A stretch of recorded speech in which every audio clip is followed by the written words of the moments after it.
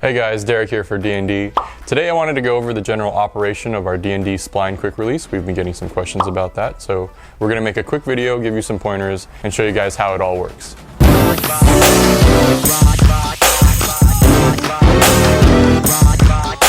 So here I have a D&D suede race wheel mated to a D&D Spline quick release, mated to a D&D low profile hub kit. This is kind of how it would be in the car minus the car, so I'll show you how the quick release works. The collar pushes away from you and you can release the steering wheel.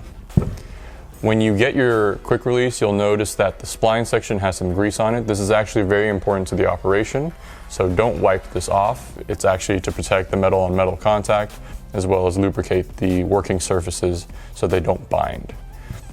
You'll notice that on the splines, they're all the same size except for one larger spline. This is your master spline, and it kind of shows you the mating point between the second half of the quick release and the portion of the quick release that attaches to your steering wheel.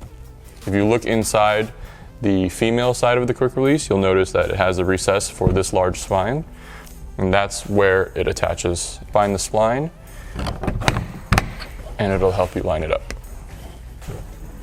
Something that can happen that you need to be watching out for is when you put the quick release back in, make sure you put it in all the way, because if you leave it halfway and release the collar, it can lock, but this will result in play and it's not how it was designed to be used. So make sure you depress the collar all the way and put the steering wheel in all the way so that there's no space in between the wheel and the quick release. So make sure it's fully seated before you release the collar.